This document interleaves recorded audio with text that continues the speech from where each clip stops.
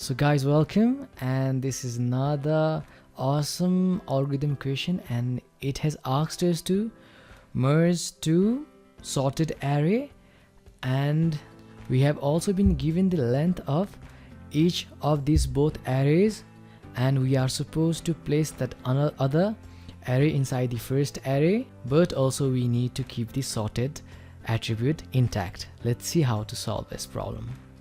So guys, we need to merge these two sorted array, and you can also see that at the back of the array number 1 we have the elements equal to the size of down array, and we basically have to place this array on this array in sorted manner.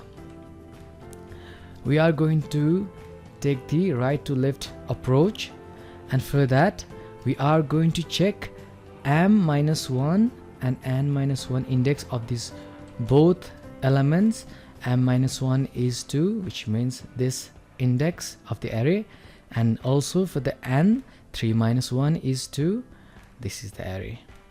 Now we are basically going to check the second index and second index of these two arrays, and we are going to find which is the greater among these two, and we are going to place it in at the end of the array, and we are going to traverse from right to left, as I said.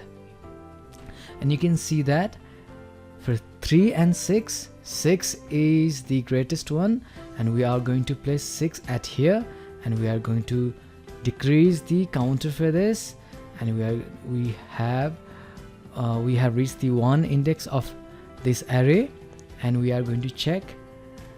We are still at 3 and 6, and we are going to check 3 with 5, and we can see that 5 is the greater one, and we are going to place 5 here, and we are going to ignore this and decrease the counter of this, and we are going to check if 2 and 3 among these two, which one is greater. At this time 3 is greater, that's why we are going to place this value on here, and we have decreased the counter for here, and we are going to check 2 and 2. Among these two we can place any of those. Let's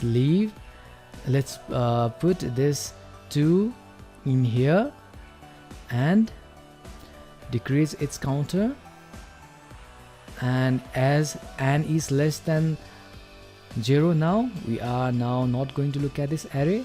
Now we are going to traverse from right to left, and now we have this sorted array. This is the method we are going to take, and let's see the code example for this. So guys, this is the solution for this problem, and as you can see that we have these two arrays as per the example, and we also have the length of the elements of the array, and we are passing these variables inside this function where we are going to solve this problem.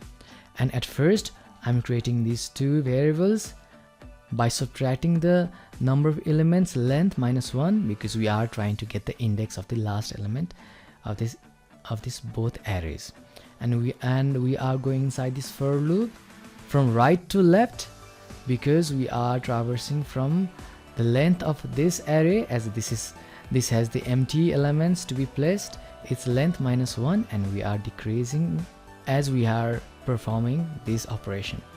And at first we are checking if the index of m and n, these two arrays, is equals to or greater than 0. If it is, then we will be checking the values from these two variables, and if the value from number 1 array is greater, then we are going to place that value at the end of the array, its own array, and we are decreasing its index. If not, then we are placing the index value of this second array onto the empty array at last, and we are gradually decreasing its index. If any of these two arrays index is less than 0, then we don't need to check for the other array, and we are comfortably placing it inside the array. Hope this solution makes sense. If you guys have any question, then you can see the GitHub link. Thank you very much guys.